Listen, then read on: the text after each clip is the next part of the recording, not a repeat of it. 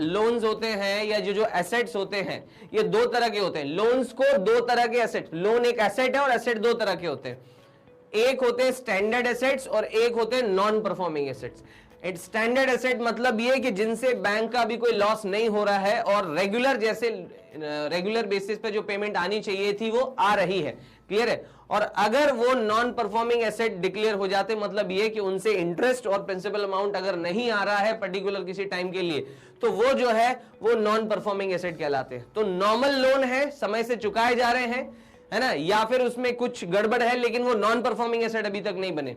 मतलब ये कि 90 दिनों से कम तक के लिए अगर डिले हुआ है या फिर समय से चुकाए जा रहे हैं, या तो ऑन टाइम चुकाया जा रहा है ना, या फिर अगर उनमें डिले भी है पेमेंट्स में तो वो 90 दिन से कम है, तो वो जो है सब स्टैंडर्ड एसेट में आएगा। इतना चलता है, ये मानक में है बैंक के। लेकिन जब बात 90 दिन से पार निकल जाए तो फिर भैया ये क्या है, यहां पर नॉन परफॉर्मिंग एसेट कहलाता है। हालांकि इनको भी हमें अभी डिटेल में पढ़ना है। चलिए आगे बात करते हैं डिटेल में। स्टैंडर्ड एसेट्स में अगर पेमेंट में कोई डिले नहीं है, समय पर भुगतान कर रहे हैं अगर, तो फिर वो रेगुलर एसेट होगा, रेगुलर स्टैंडर्ड एसेट होगा। लेकिन अगर डिले जो है वो 1 से लेके 90 दिनों के बीच का है, मतलब ये कि मैंने लोन नहीं चुकाया, 10 दिन हो गए या 15 दिन हो गए या 20 दिन से मैंने किस्त नहीं भरी है, डिले हो गई मेरी किस्त 20 दिन या 80 दिन डिले हो गई, तो 1 दिन से 90 दिन तक का अगर डिले है ईएमआई भरने में तो वो कहलाएगा आपका स्ट्रेस्ड स्टैंडर्ड एसेट। मतलब थोड़ा सा तनाव तो है, स्ट्रेस तो है उस पर, तो ये स्ट्रेस्ड जो है स्टैंडर्ड एसेट कहलाता है। अब हम रेगुलर में तो कोई डिले है तो कोई बात ही नहीं है, कोई प्रॉब्लम नहीं है, बैंक को इसके बारे में सोचना भी नहीं है, सिर्फ कस्टमर को थैंक यू बोलना और उनसे खूब कमाना है, ठीक है। लेकिन अगर बात करें स्ट्रेस्ड एसेट, तो स्ट्रेस्ड एसेट का हिसाब किताब क्या है, तो ये होता है एसएमए, है ना, यहां पर लिखा हुआ है एसएमए। तो एसएमए का मतलब होता है special mentioned account. Special mentioned account किसी तरह से जो है विशेष बात के लिए अगर मेंशन किया गया कोई अकाउंट, है ना, उससे तो वो स्पेशल मेंशन्ड अकाउंट कहलाता है, एसएमए कहलाता है ना। अच्छा, स्ट्रेस्ड एसेट जो है उसके अकाउंट जो है वो 3 कैटेगरी में होते हैं, एसएमए 0, एसएमए 1 और एसएमए 2। अब अभी तक इनमें से कोई भी लोन, ये तो रेगुलर टाइम पे आ रहा है तो ये एनपीए होने का सवाल ही नहीं हो सकता, ये भी एनपीए नहीं है क्योंकि ये डिले तो हो रहे हैं, स्ट्रेस तो है, लेकिन 90 दिन से ज्यादा का डिले नहीं है इनमें। और जब 90 दिन से ज्यादा का डिले इसमें नहीं है तो टेंशन वाली बात नहीं होती। यहां पर वो बोल रहे हैं कि अगर ये डिले 1 से 30 दिन का है तो उसे एसएमए 0 बोला जाता है। क्या बोला जाता है? एसएमए 0। याद रखिए, एसएमए का मतलब है स्पेशल मेंशन्ड अकाउंट। याद रखिए क्या है? Special mentioned account, SMA 0। और एसएमए 0 का मतलब वो लोन जिनके ईएमआई आने में 1 से 30 दिन का डिले हो गया।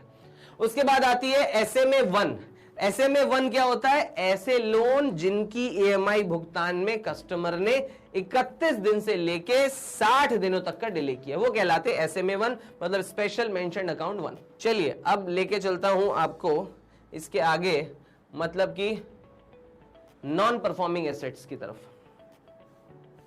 अब नॉन परफॉर्मिंग एसेट्स जो हैं वो क्या कहलाते हैं?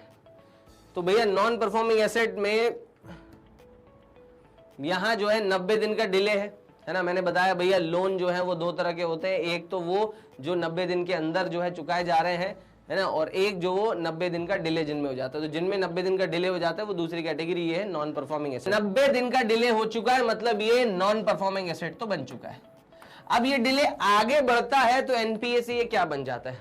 अगर 90 दिन के बाद अगर कोई एनपीए, ये सब एनपीए है, लेकिन अगर ये एनपीए रहे अप टू 12 मंथ्स, मतलब 12 महीनों तक यही हाल रहे, 3 महीने के बाद भी लोन नहीं चुकाया गया, 4 महीने के बाद भी नहीं, 5 महीने, 6, 8, 9, तो अगर 12 महीने तक लोन अनपेड रहेगा, एनपीए रहेगा, तो उसे कहा जाता है भाई साहब क्या?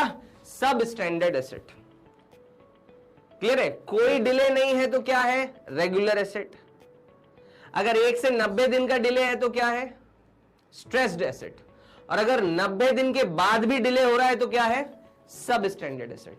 और अगर भैया 365 दिन के बाद भी, मतलब 12 महीने के बाद, देखिए सिंपल सी बात है, 12 एनपीए फॉर ग्रेटर देन 12, मतलब 12 महीने से बाद का डिले भी अगर हो रहा है, क्लियर है, तो 12 महीने से बाद का अगर डिले हो रहा है तो उसे बोलते हैं डाउटफुल एसेट। और अगर 12 महीने के बाद बैंक में कोई इंस्पेक्शन करने के लिए ऑडिटर आता है और इस ऑडिटर ने कहा कि भैया ये जो लोन दिया गया है इसको टाइम हो गया 12 महीने से ज्यादा और ये वापस लोन नहीं आ रहा है, और ये लोन्स के डॉक्यूमेंट और कंडीशंस और कोलेटरल और वो सब चेक करने के बाद, इसका पूरा ऑडिट करने के बाद हम इस निष्कर्ष पर पहुंचे कि अब ये लोन नहीं आएगा, इररिकवरेबल है, ये वसूल नहीं पाएंगे इसको। तो जब कोई ऑडिटर किसी लोन को इररिकवरेबल घोषित कर देता है कि वसूल हो ही नहीं पाएगा, तो उसे कहा जाता है भाई साहब नॉन रिकवरेबल, मतलब कि लॉस एसेट।